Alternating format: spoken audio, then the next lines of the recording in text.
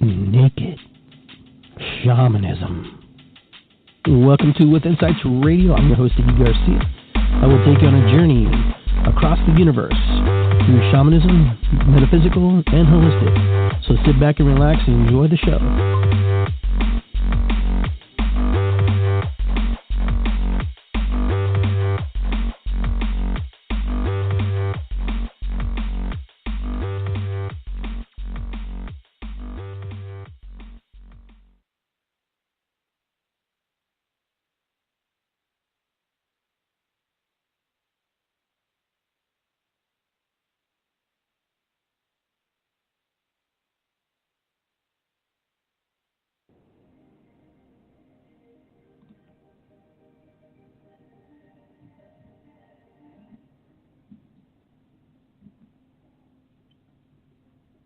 Well, hello. That was kind of strange. That was kind of wild.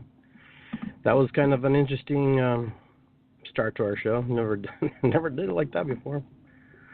So hopefully we get on track here. Let me see, make sure. See if I can get back in here and do the welcome everybody to our show, because that was kind of bizarro world. We're going to go off world here in a minute, so that might make sense to what we're doing. All right, so to the intro, naked to the show. Shamanism. Welcome to With Insights Radio. I'm your host, Iggy Garcia. I will take you on a journey across the universe through shamanism, metaphysical, and holistic. So sit back and relax and enjoy the show.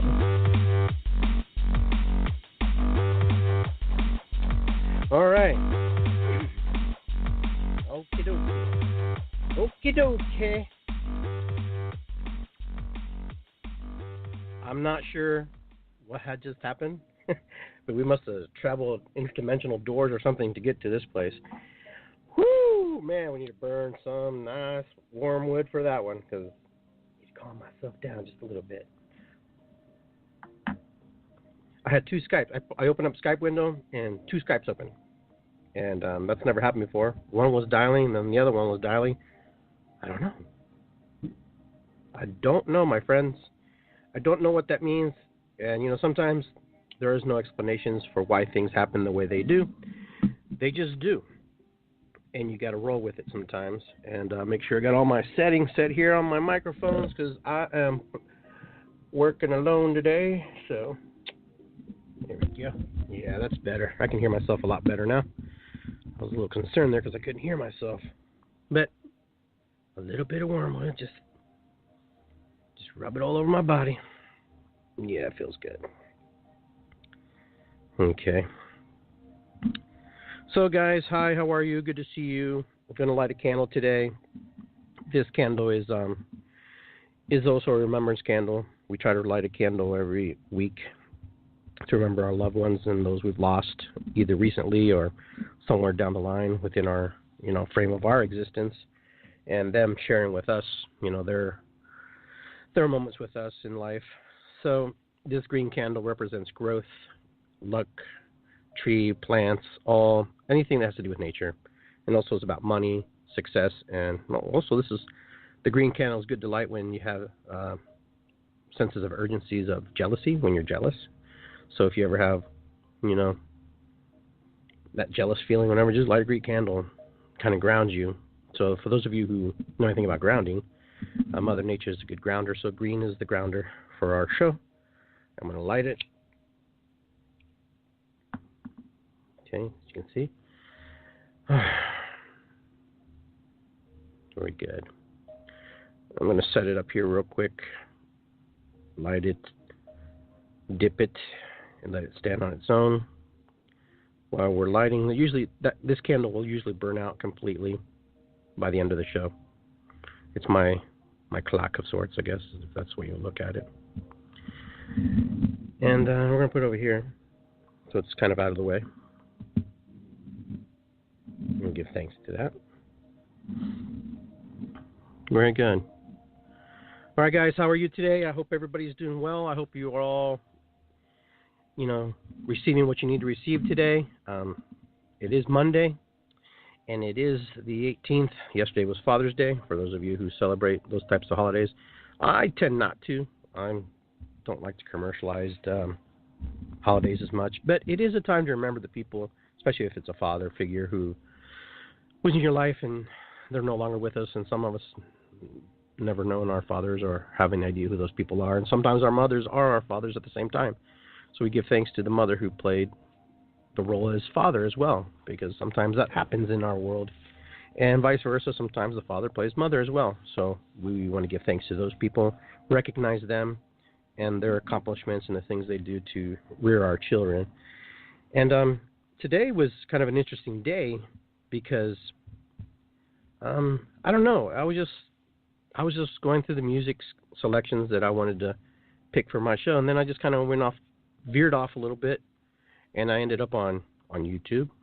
And on YouTube, I ended up finding songs that I wanted to hear during the summer, things that I wanted to listen to, and things that I was kind of connected to. And then I found this Depeche Mode song.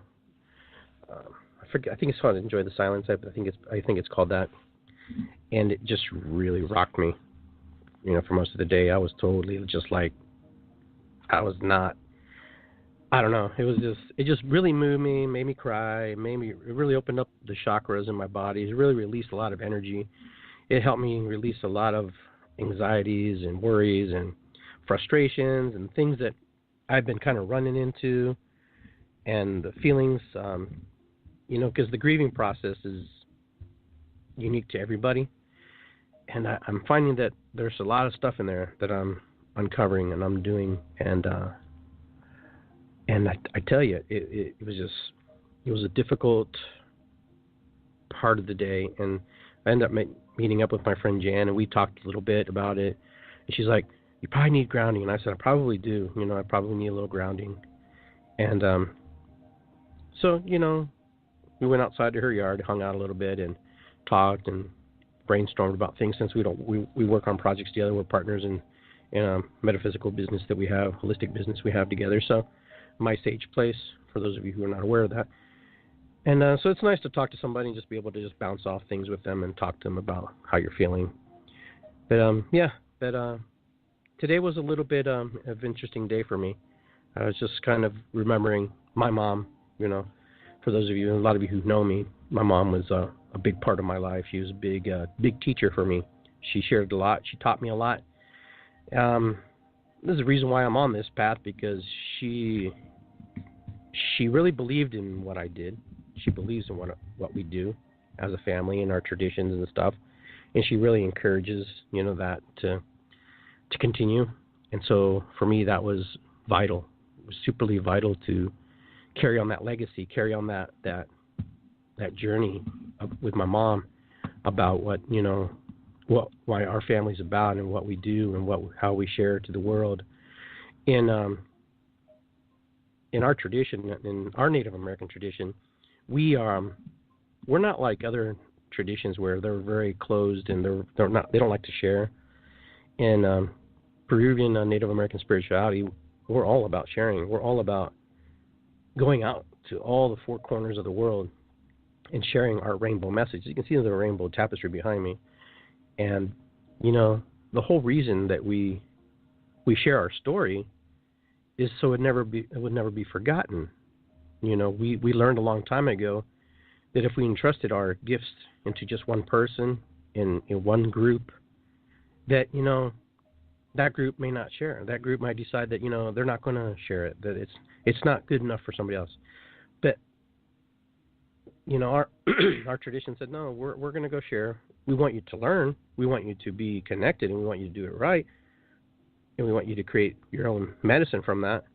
But we also want you to share it. So you'll see a lot of reasons why people who are Peruvian, you'll see a lot of them. They're very jolly. They're very music oriented. They're very talented, apart from their shamanistic rituals and teachings and things that they do, and the medicine that they share. Because part of their medicine is the story that they create through their music, that they create through, their acting, through their role play, And so their childlike behavior comes across. And so you'll see that they're like that. But they're very serious when it's time to be serious about the medicine work they do. They're very super serious about that because it's important to them. It's very valuable to them.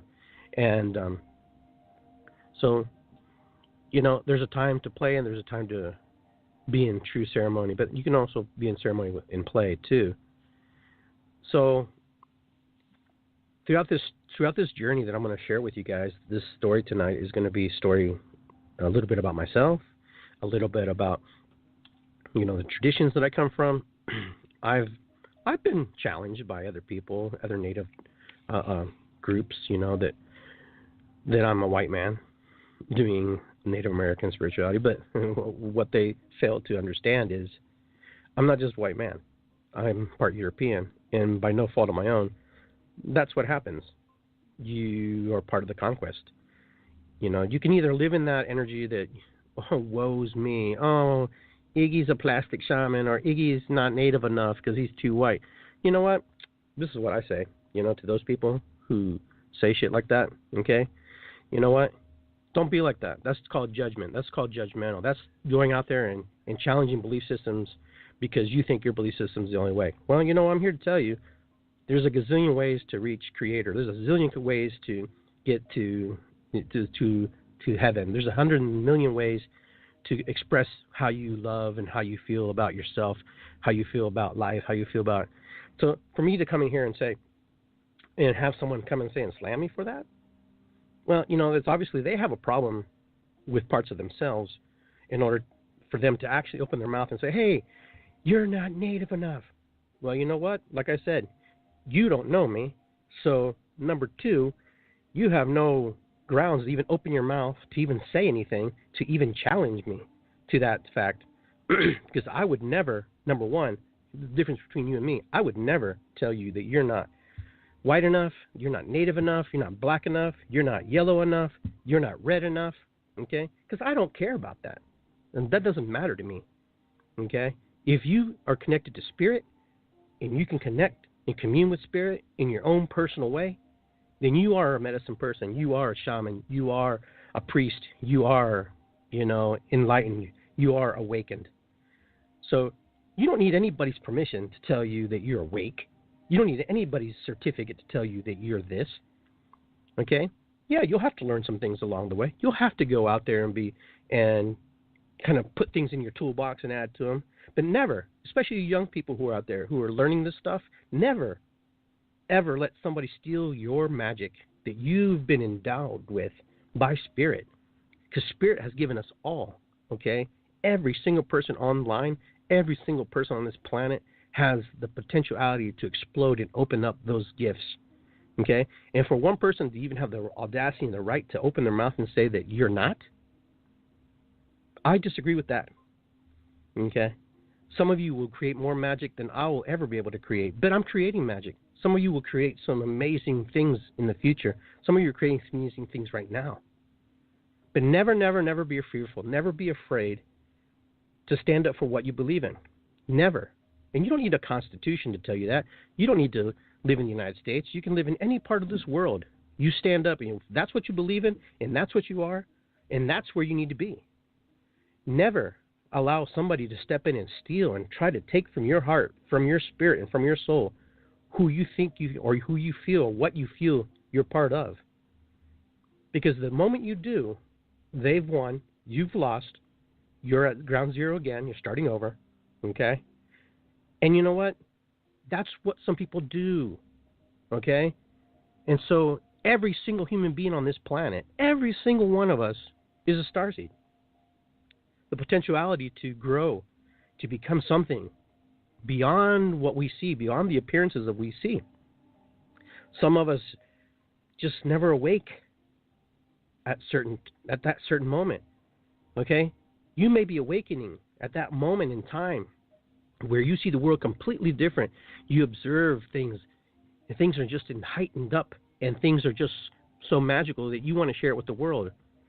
Sometimes the world's not ready for us starseeds who are awakening. But every single human being comes from stars. Every single person who's on this planet, every single piece of thing that's on this planet comes from that star imploding, exploding. Remember the great magical dance, the nothingness, where there was nothing, where two opposing objects met one day out in the universe. And when those two opposing objects met, they met with such force and such velocity, okay? And they were searching for each other. Okay, these two magical, I can't even describe it because my human mind just can't comprehend that. But in my heart does.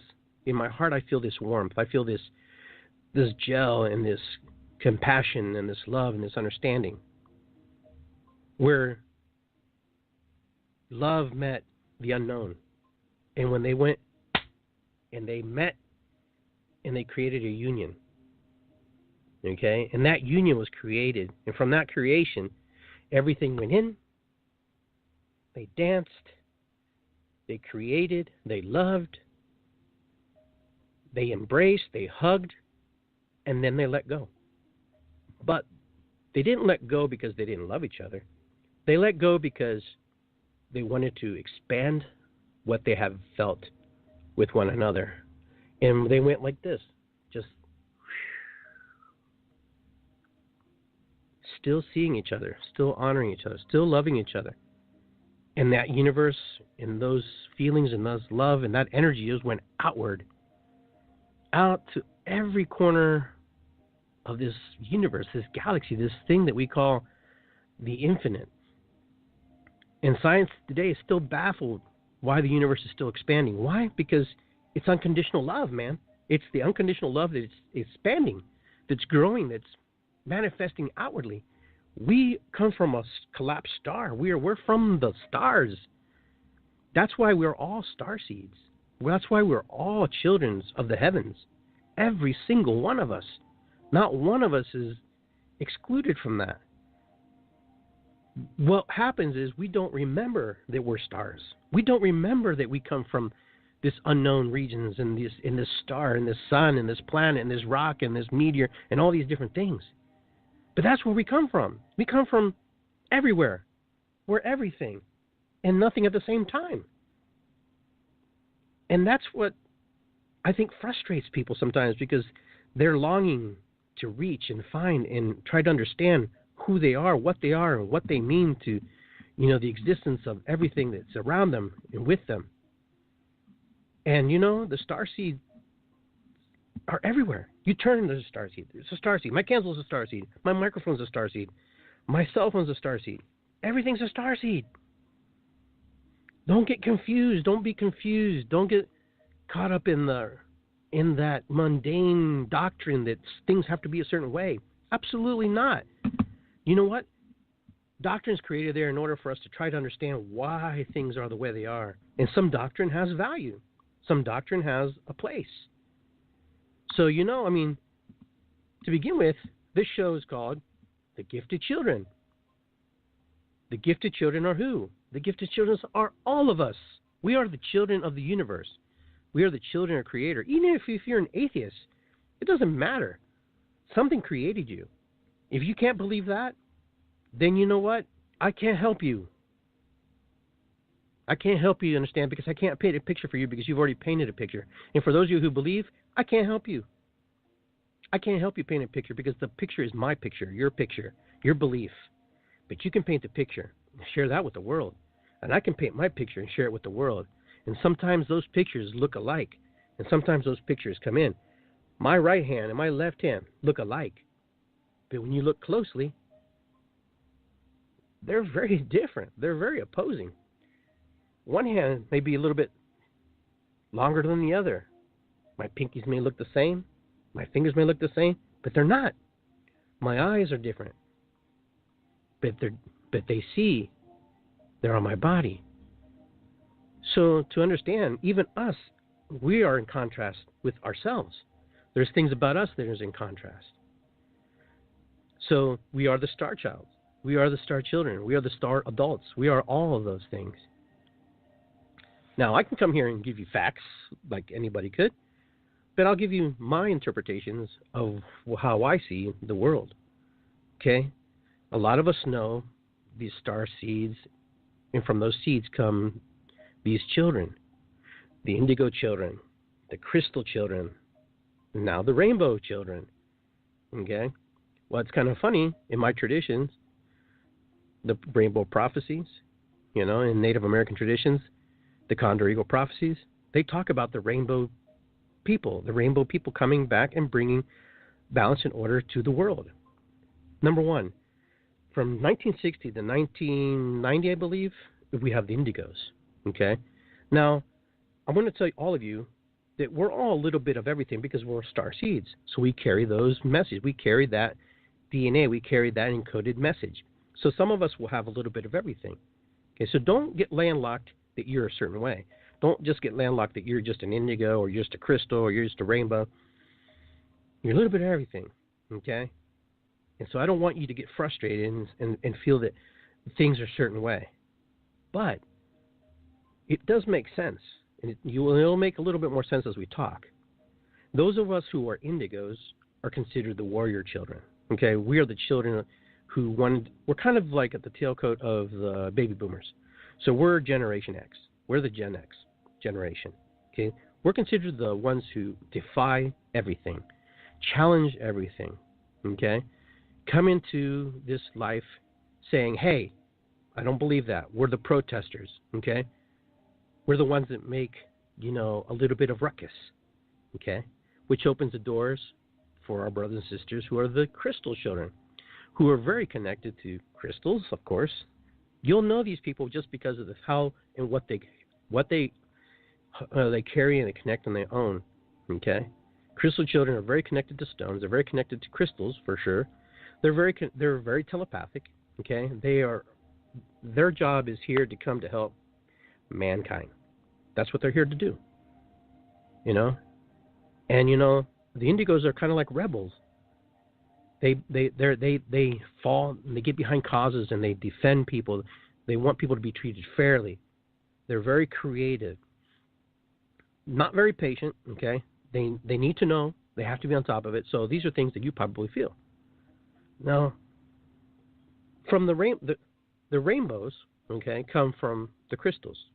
Okay, so they're born into, they're Generation Z. Okay, they're the Gen Z. Okay, those are the people who are kind of like vegans. They're the ones who don't eat a lot of meat and stuff. They're very connected to Earth. They vibrate in the energy that's very different than probably the Gen Ys and then Gen X's, because that's how they are. Those are the ones who are very, very spiritual. They vibrate in a very different energy. They're very brave. They're very outgoing. They're very connected to Earth. They're very connected to that energy. So now you have all these labels, which I call them labels, because that's what they are. We're just labeling people, and all these different things. They're all connected. They're all in it together.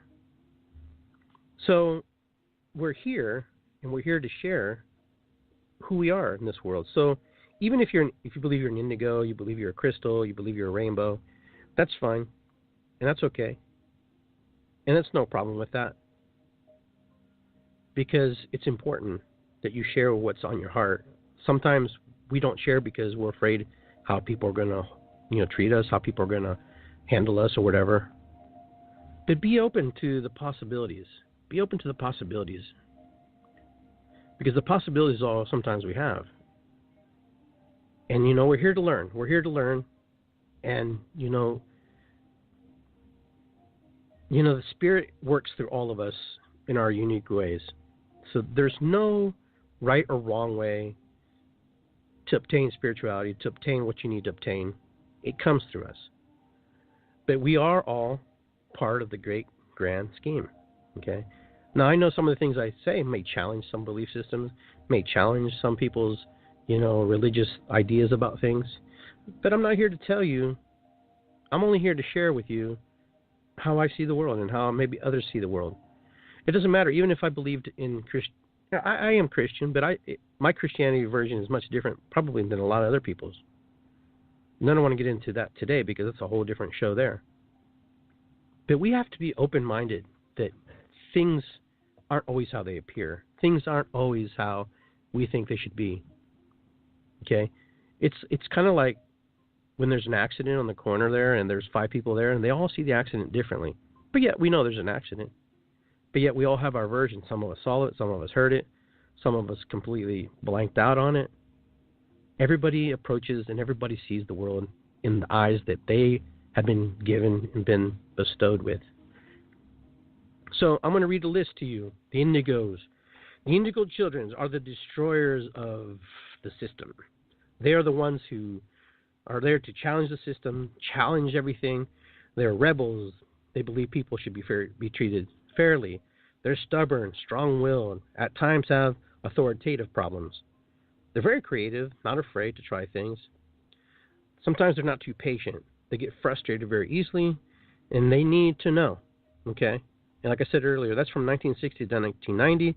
Most of us will have some aspects of the indigo in us, okay? Because, you know, there is no time and space really, so there are aspects of us, and there's aspects of us that we learn and we absorb and we energetically take on. So those indigos are kind of your Gen X warriors, I call them.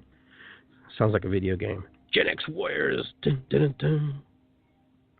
Now your crystal children, they are the creative new. That's what I call them, creative new. They come to help mankind after the Gen Xers brought down the system, opened up the doors, okay? And they've created, you know, the energy, all right? And now, but also the indigo children actually have an aura of indigo color around them. That's how you know who they are. And that's how they are. And sometimes they're called the blue people, but they're not really blue. It's indigo. But I have a fascination with blue glass. Like I collect blue glass, like cobalt blue glass I have in my office. And because there's something about the blue that just grounds me. There's something about it that's very powerful because I'm also part warrior too. You know, I want to bring down parts of the system. Now the crystal children, okay, they are the creators. They're the ones who, this is kind of like the seed stories I told you last week. They come in and they take the creation, okay? They enjoy nature, beauty of the world. They have a natural instinct to help others, okay? They're very forgiving. They're telepathic. They long for relationships, enjoy music. They're very sensitive. They're very intuitive. They have a calm presence about them. They're very good meditators. They're empaths, okay? So from 1980 to 2000, they're the Gen Ys. Okay, now remember, different people have different ideas about where the times and dates stand. Don't get stuck on that, okay? All right? Because indigo also has telepathic, okay? They are very sensitive and very intuitive as well. They have a calm presence when they want to do it. So they overlap. There's no one way is right here. So you're going to have a little bit of aspects of everything. You're going to be the ICR, okay? Indigo, crystal, rainbow, okay? You're going to be able to kind of flip between them because after the new millennium came in and the 2012 count and everything shifted, okay?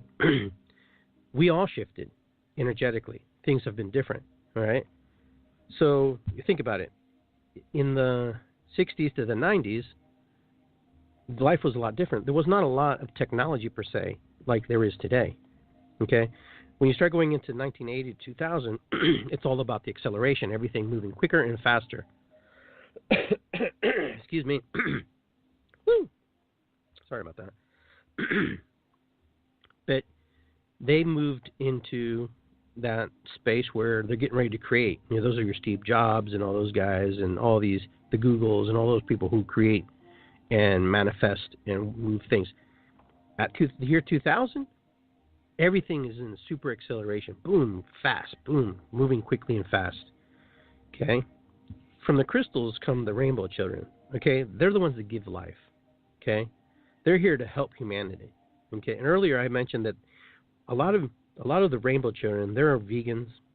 They're born to crystal children. They're advanced and evolved spiritually. Okay? They're givers.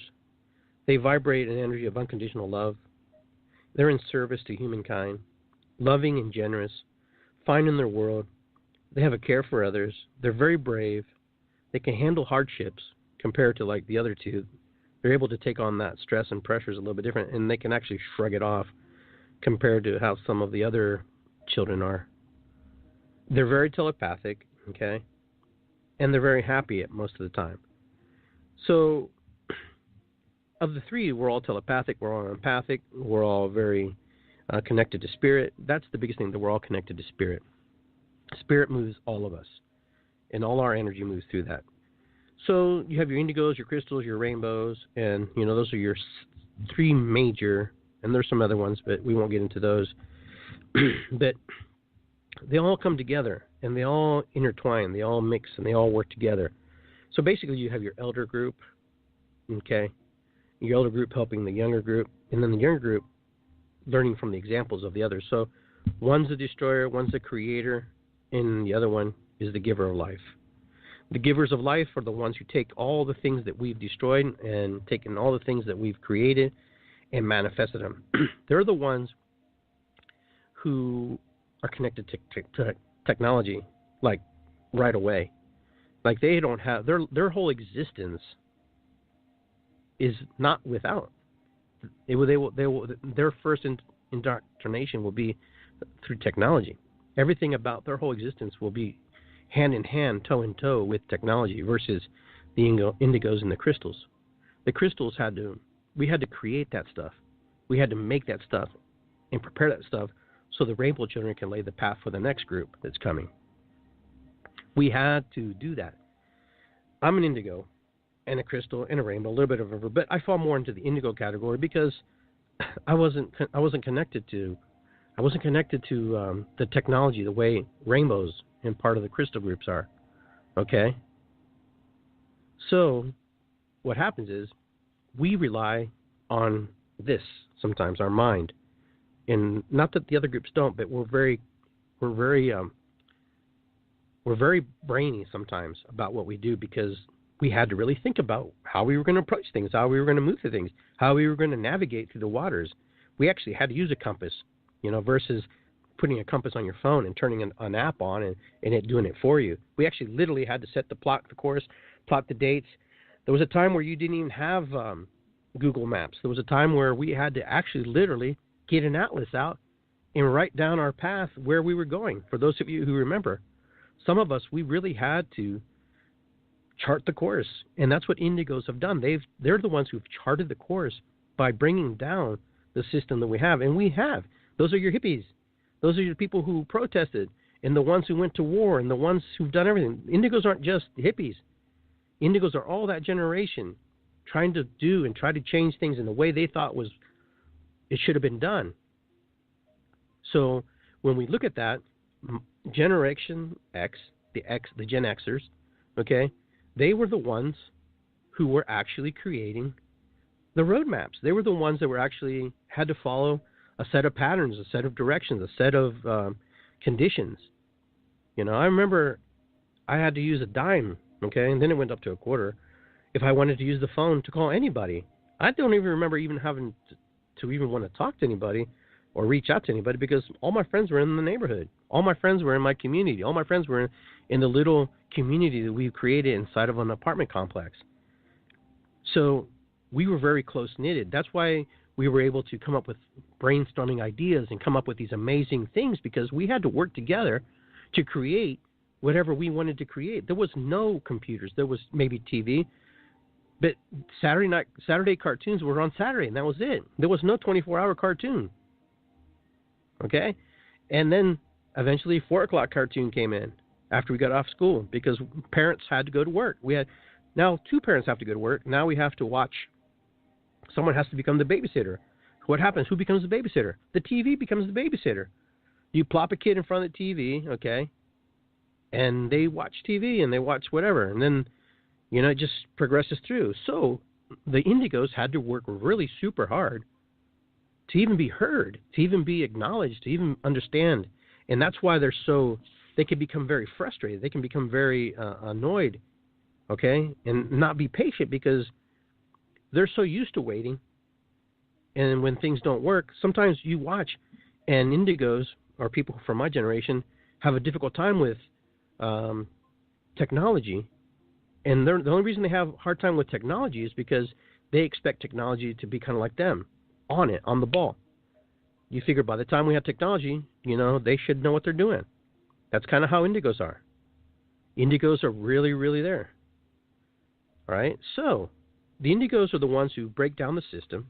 We're the ones who say, hey, you know what? There's problems. We need to fix them. We need to, get out there and tell the world that love's the way, peace is the way. We're the ones who introduce these new ideas and all these different things. But are we heard? Not all the time. Not necessarily. All right?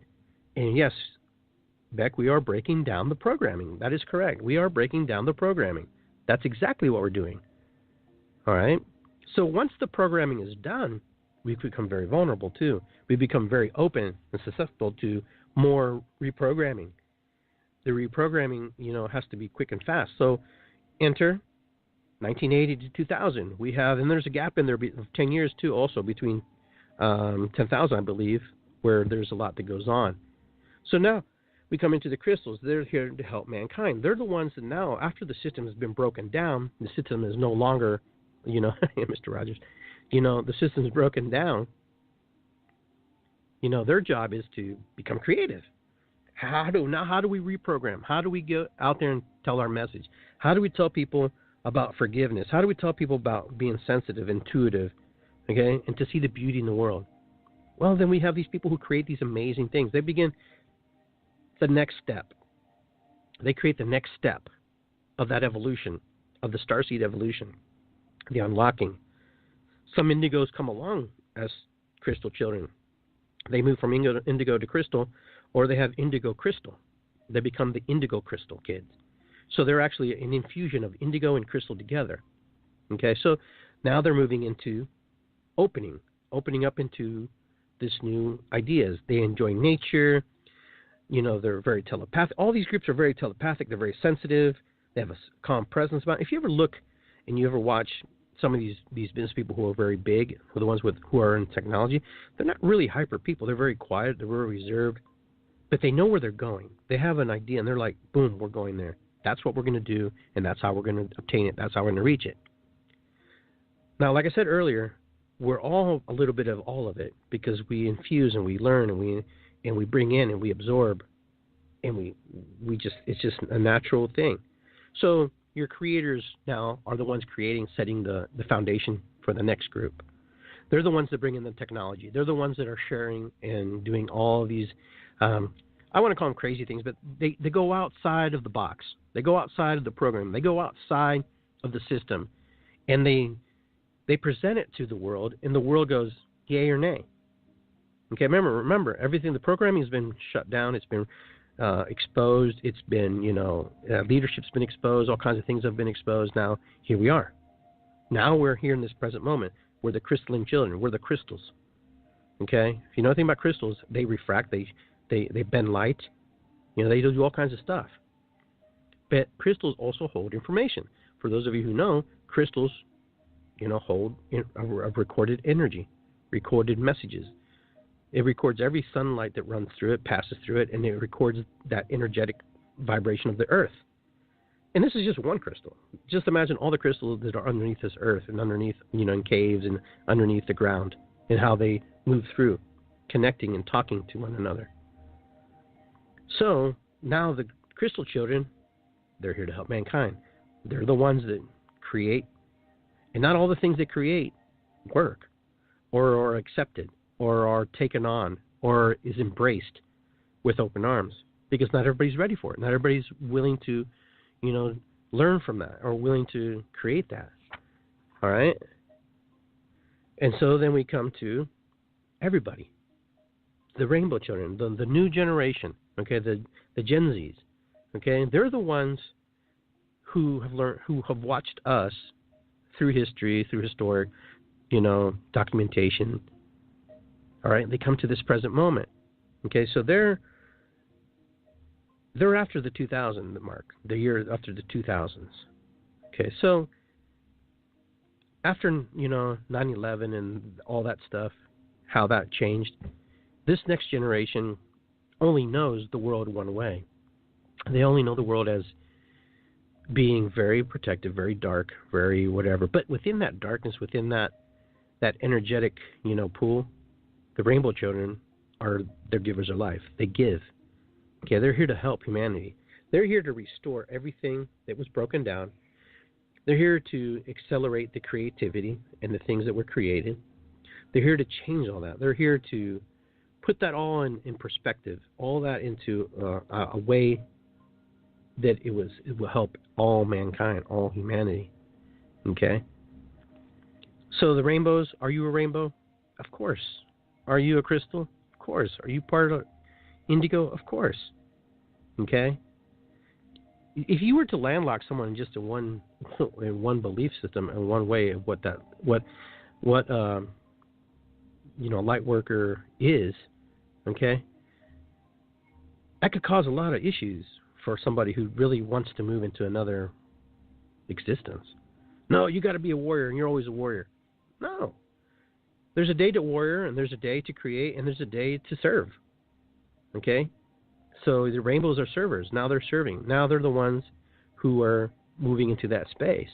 There'll be a time where you have to be an indigo again. You have to be a warrior. There's another day where you have to create again. There's another day where you have to set your things aside and give back to humanity what humanity's been waiting for. All right? Hi. So that's what we're doing. We're trying to create. We're trying to manifest. We're trying to open up. And you know what? When the universe, exploded and created, it's a gift. That was a gift given to us. In that gift, by being these star children, it makes you wonder what the universe was kind of like. Makes you wonder what happens, what moves on, what stirs in that big cosmic unknown out there. But there's a reflection. The reflection is us. We are the reflection of that universe. It reflects, and we reflect back to it, and it reflects to us some aspects of ourselves. Just like other people reflect back to us aspects, not all of us, but aspects. Okay? I remember when my friends would say, God created the earth in 7 days. I said, no, actually, God created the earth in 6 days. And they're, no, it's just 7. I said, but he took a break on the 7th day. He rested, or she rested. I'm like, so there was really no creation. Maybe the creation of resting. I don't know. But, that's kind of where I think, sometimes Sunday's just kind of like that day that's just like, who knows if it was even Sunday. But regardless, it's interesting when we get caught in dogmatic belief systems. So some of you may feel frustrated. Some of you may feel like your life isn't really presenting itself the way you want. And the reason that may be is because you're moving out of the phases of being in certain, seed categories, okay? Either you're crystal, indigo, or rainbow, or you're moving back and forth between all of them. I really believe we move between all of them. I don't believe that we get stuck or we're 100% one or the other. I think we have a little bit of everything. It's kind of like the gifts given to us from Spirit. Those are gifts from Spirit, and we're allowed to tap into that resource and be that specific way. Now, a lot of people would say that indigo children are the ones who, have a really hard time to express, and I believe that. I believe that indigo kids are hard, and I believe crystals are hard, and I believe rainbows sometimes just let things happen and let be. But the crystals and the indigos are really, really ones who are very, very outside the parameters that have been created, okay? Outside the creation, all right? Now, will there be another group of people? I'm sure there is, because, we just keep evolving, we keep changing, all right? And so here we are, we're the children of the universe. We're the children of the Big Bang. And when they call it the Big Bang,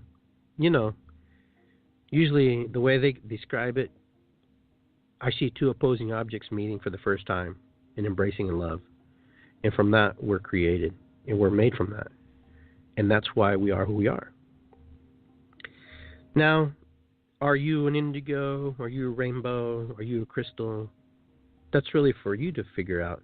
That's really for you to say, what am I? Am I this or am I that? Is it important to be one or the other? Is it important to say, yeah, I'm this way or that way?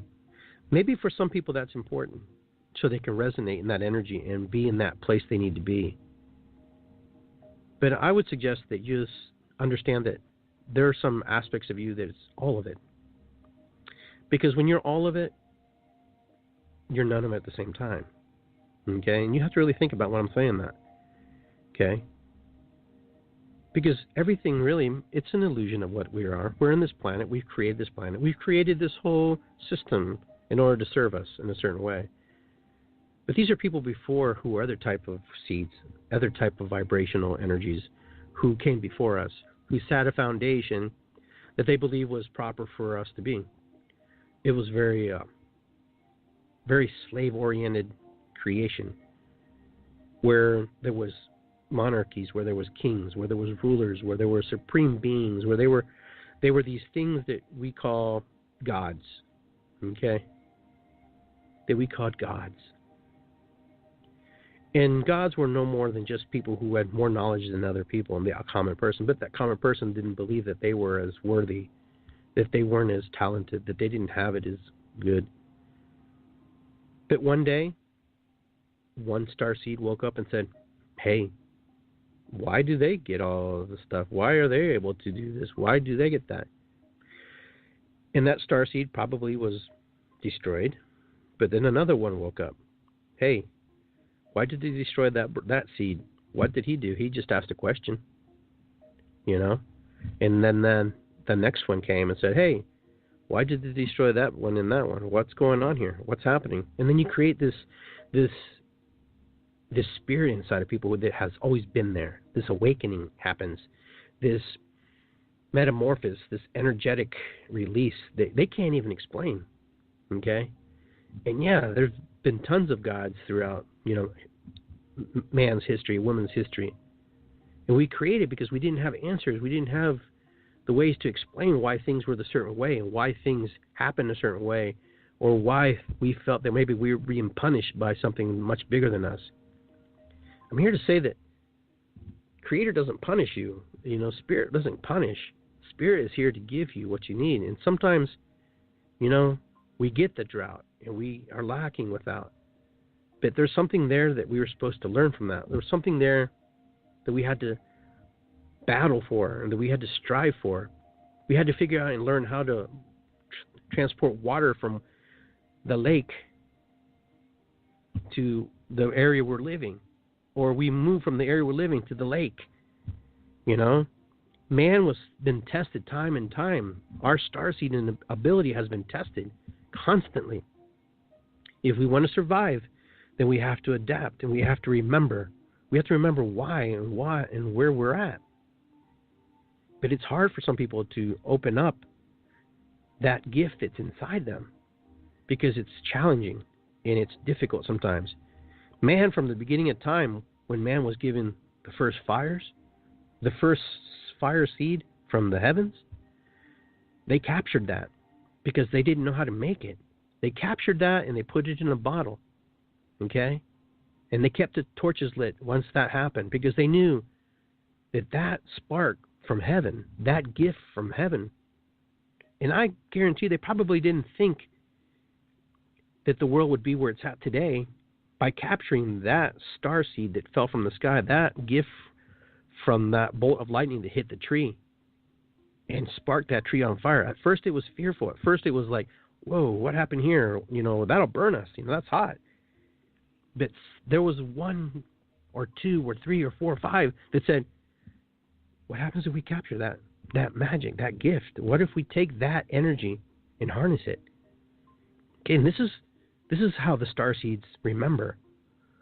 And that's how they evolve and how they change and how they manifest and how they, you know, have that spiritual evolution.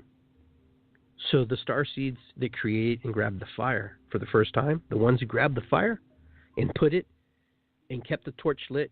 When that torch was about to burn out, they had the next torch ready to go.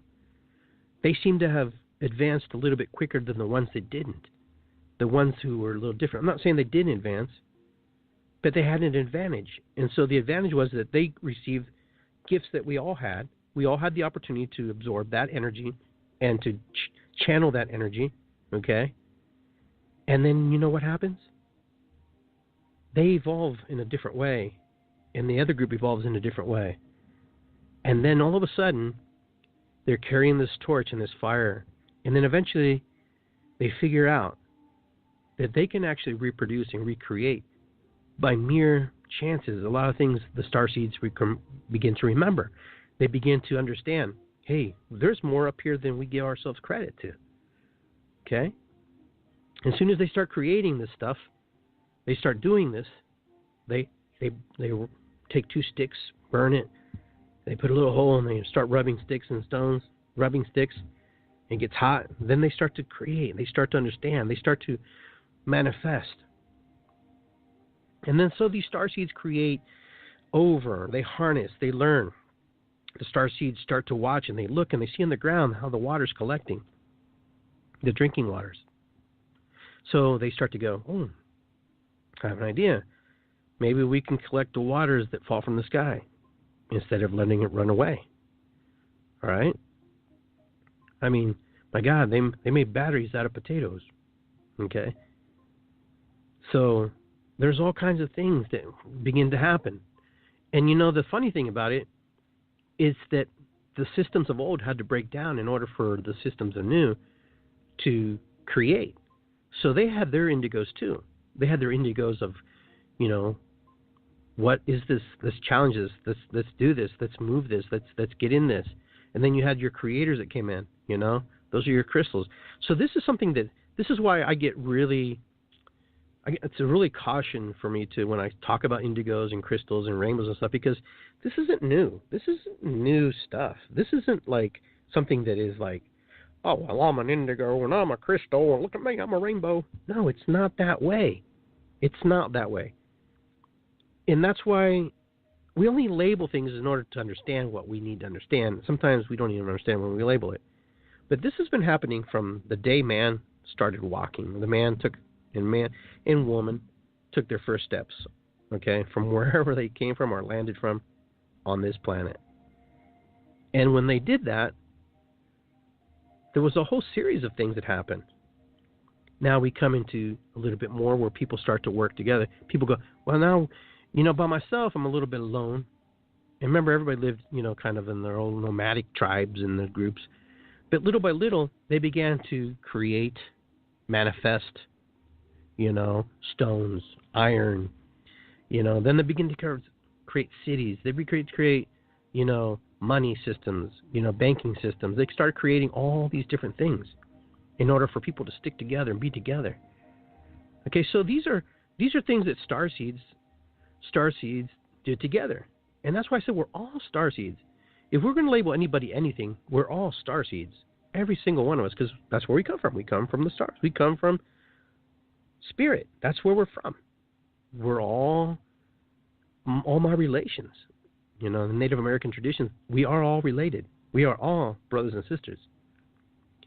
So, but we create this system, we create this environment in order for us to work together, protect each other, so we can harness the power of one and into many. So when we take the power of one and harness it into many, we can do a lot more. And that's what happens with men. But what happens is we create this system. We create this system, okay, and this system that we create serves us for a time and serves us for a moment.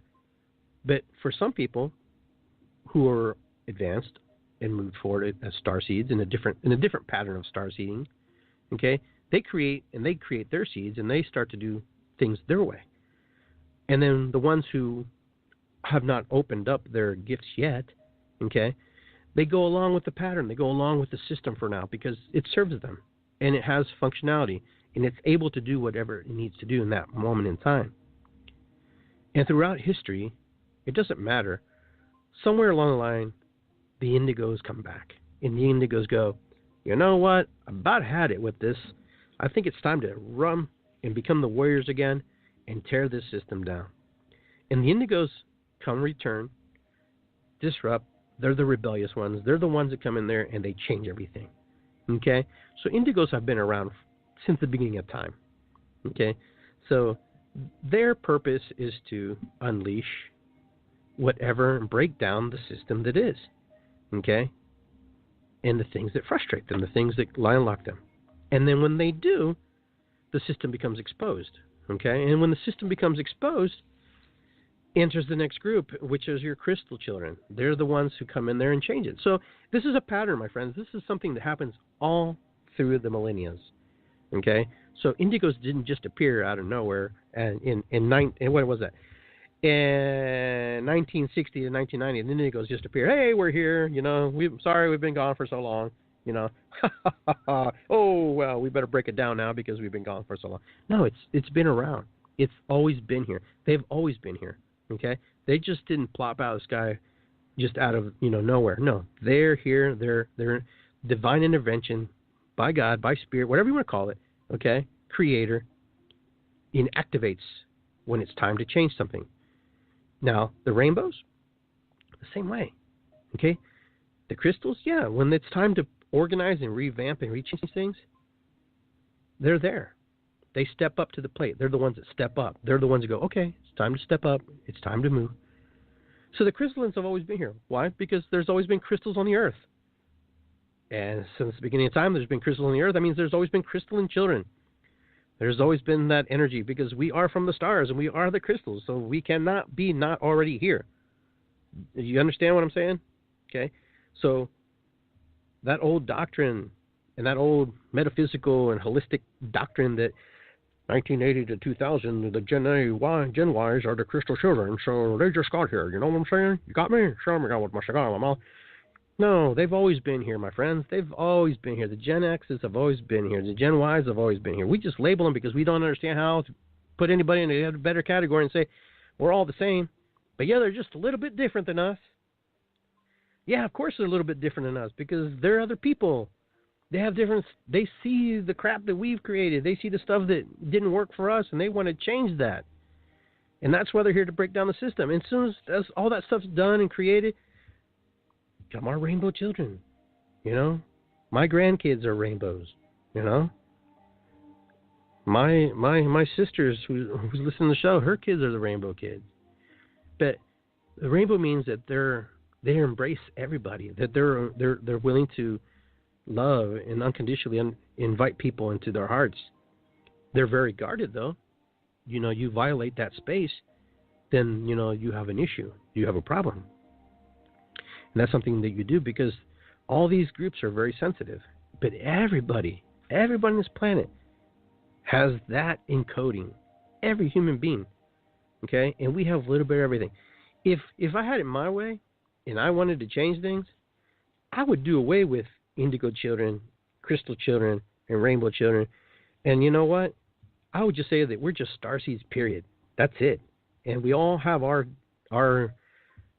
papers and our orders, what we're supposed to do while we're here on planet Earth, and how we're supposed to help navigate through whatever we feel we need to navigate and whatever we need to destroy or bring up, corrupt, destroy, manifest, rebuild, grow, and do whatever we need to do. So you don't really hear me talk about indigos and crystals and rainbows and stuff because I'm probably all three of these things if I was going to think. There's all aspects of myself personally. When I read this, I'm going, well, I'm pretty telepathic. I can talk to my friends without opening my mouth. And there's some people who I know, who I can talk to without even maybe saying two words, and they already got what I'm saying. Is that telepathy? Or is that chance? No, it's telepathy. It's a form of telepathy. No one really knows how telepathy works. We just know that it was done, it was used. Imagine all the people who were enslaved and they had to build pyramids and stuff. They weren't allowed to talk, so they had to figure out a way to communicate, right? So what was the best way of communication? Well, telepathy, of course, or sign language or whatever. Isn't telepathy something where it goes mind to mind and you can read someone's mind? It's like, oh, man, you just finished my sentence, man. You can talk. I don't know how you read my mind. How'd you know? It's because it's telepathy. We're telepathic. We have energy, and energy moves, and energy comes back, and energy is absorbed. When somebody's negative and they feel yucky and they come up to you, what do? You're like, ooh. Some of you go, oh, man, no hugs today. That's just how it is because we're remembering. As starseeds, we're remembering our gifts. We're embracing our gifts. We're doing the things that are naturally innate in our system, inside of us. But some of us are afraid to use it because it's too woo-woo. The woo-woo. And woo-woo is real for some people. Yeah. Oh, yeah, I understand. I understand, Phil. I got it. I know what you're saying. And you know what? And I have nothing against calling people rainbows or crystals or indigo. But I just want people to know that when you start labeling your kids a certain way and you start putting things on them, your kids, they hear everything. They listen to everything. You know, things you don't even talk about. They know. I know my kids do certain things, and I'm like, wow, they did listen to me. I think today my friend Jan was telling me how she used to pick up dirt or grass, whatever. She would smell it. You know, she was just grateful and thankful. And she saw her son do it, and she's like, wow, I never taught you how to do that. He goes, well, Mom, you know, you do it. And, you know, she didn't have to tell him, because in a telepathic way, she already told him. He understood by observation, telepathy. See, we think of telepathy like we see in the science fiction movies, where we're going,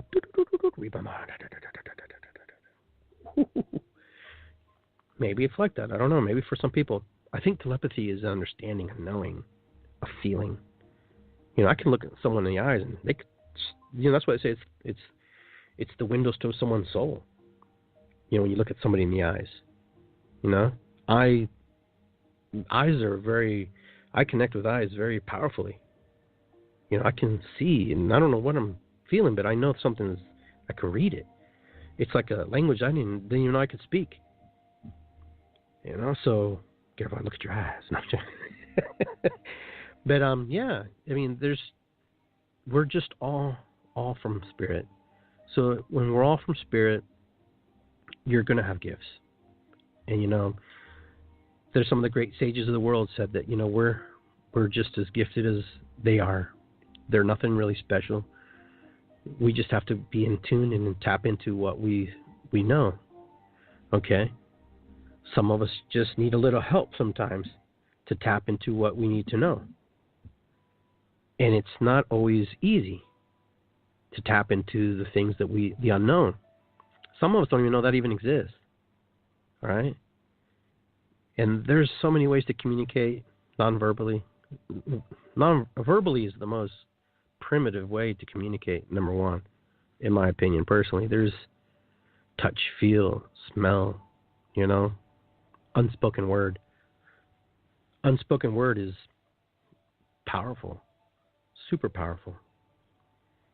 Take you on a journey. Okay, a little meditation.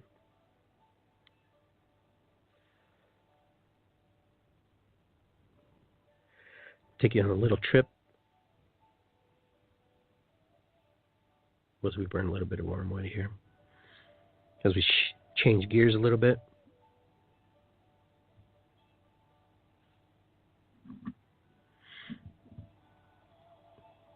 Just want you to take a moment, just kind of relax, just where you're at, either on your bed, your chair, your car.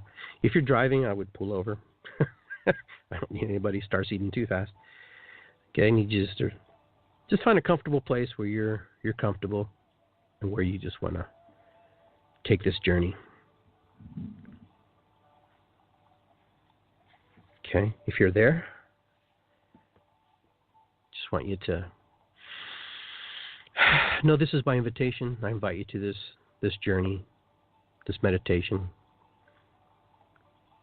this place where you're going to travel.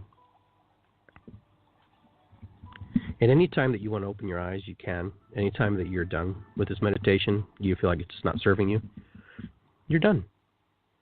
This is for you. This is your moment. Okay? So I just want you to relax. I want you to feel your feet to the ground. Palms open if you can, if you want. You do how you feel it's and you resonate with.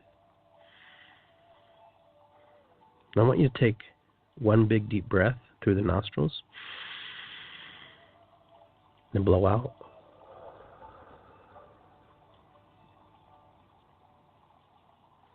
Take a deep breath again. Through your nose. Hold it. Let go. Another deep breath. and out. Very good. You should feel a little relaxed now. You should hear the water rolling in the background, the flute playing a little bit.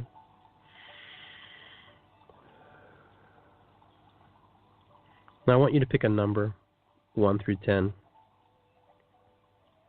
Once you have the number in your mind's eye, this number is to help you come back if you need to come back very quickly, very fast, very safe. It brings you back to where you're at in the present moment. If you want to continue on the journey and you feel a little bit of hesitation, I want you to pick a color, any color in the rainbow, any color that hasn't been seen by the human eye. I want you to hold that in your mind's eye, in your heart, in your spirit. This is your protection. This will hold space for you when you're on your journey so you can feel. And then, as you have that color, I want you to create a sphere around you. This sphere is your protection. So nothing can come in. Nothing can come into this sphere unless you invite it into the sphere. Nothing can, penetrate it. Doesn't matter what it is. It just can't. It's protection. It's white light. It's around you. Create that protection. Now, just relax. Just hear my voice. As you sit in your bubble begins to rise as you lift your hands. As you lift your hands, you're in total control of this bubble. As we lift up into the sky, our bubble begins to rotate. In all directions we look, we can see the earth, the waters. We can see our chair. We can see where we're at, where our house is as we look down. Feeling safe, feeling secure as we're traveling up and higher. We begin to move up and up into the atmosphere, higher and higher, until we see nothing but the waters, the land, the formations. They look like a map. We see the lights from the big cities as they're on during the day, off the night. We travel higher. We see the Himalayas. We travel higher and higher. We begin to go outside of the atmosphere that protects us, that keeps us safe. But we're in our bubble, and we're safe. And we move outside of our bubble. We move higher and higher. We're into outer space. And we're looking, and we see everything, all the stars. We see the moon, the planets, the sun in the distance. We see everything. In our curiosity, we begin to move forward. We begin to move forward and faster. And our bubble begins to move quicker and quicker, faster than the speed of light. We travel, our hands completely out. As we control our destiny, we control our experience. We control what we want to see. We begin to see side to side, and we see the patterns. We see the waves, the music, the sounds. We see the visions of our life and the stories we've created in that life. As we travel, we move quicker and faster through space and time to the place where there is no space and time. And then we move faster and quicker till we see nothing and we feel nothing. We almost feel like we're not even moving, like we're traveling so fast. And then we arrive to our destination. And we come to this big mirror in outer space. Humongous mirror. One of the biggest mirrors I've ever seen in my entire life. So beautiful. And outside of this mirror, we see this fringe of gold and rainbows and indigos and crystals that adorn it all the way around. And we're intrigued by it. And we move quicker and faster towards this big mirror at the end of the worlds, ends of the galaxies. We've traveled so far. And then we come up to the mirror and we see the beautiful blue flame, the cobalt blue. And this flame lights up, activates the mirror. And when we look into the mirror, at first we don't see anything. We're a little surprised because we don't see anything. And as the blue light expands and activates the crystals in the indigos, and all the rainbow colors begin to activate. We begin to see a pattern emerge. And this pattern, as we look closer and deeper into the mirror, we realize it's the image of ourselves. And we look at ourselves in this mirror, this big universal mirror, and we look into it. And as we look into this mirror, we're surprised by this mirror. Okay? And we're looking in this mirror, and this mirror is just taking us on this amazing journey. And as we're in this amazing journey, we begin to see ourselves. And then we ask ourselves a question. We ask this question to ourselves, for ourselves, who we are and what we're here to see. And as we look into the mirror, we start to wonder the things that we need to see about ourselves. And as we look into the mirror, we listen for the key words and the things that we need to see. And as we listen, we go 1, 2, and 3. And we ask for a message from ourselves. We ask a message from ourselves, for the message that we are about to receive is something very, very powerful and very important to us. Okay. And then we ask Spirit to give us a message. And from this message, we begin to take in all the indigo colors, the rainbow colors, the crystalline colors into our aura, into our body. We begin to take in the messages that Spirit has given to us. And as we listen there, and Spirit gives us the message, we are thankful, we are grateful for all of that we are just about to receive. And we ask Spirit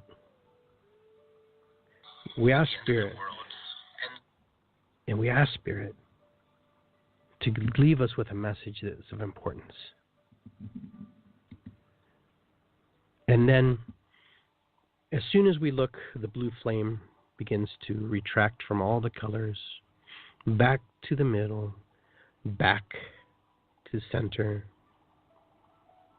Our bubble begins to move away from the energies that we've created together. We give thanks for the message. We give thanks to Spirit. And we begin to travel backwards, moving back and back. And we go faster and faster as we return back to the destination where we started. Quicker and quicker and faster. And then we return back to planet Earth, the big blue planet. And we give thanks. We give thanks because we know we're almost home. We begin to descend back down into the atmosphere, in our protection, our bubble. Faster and faster, then we slow down. And then when we return back to our chair, back to our bed, back to the places we are sitting and embracing, and we're home. And we have arrived with our message.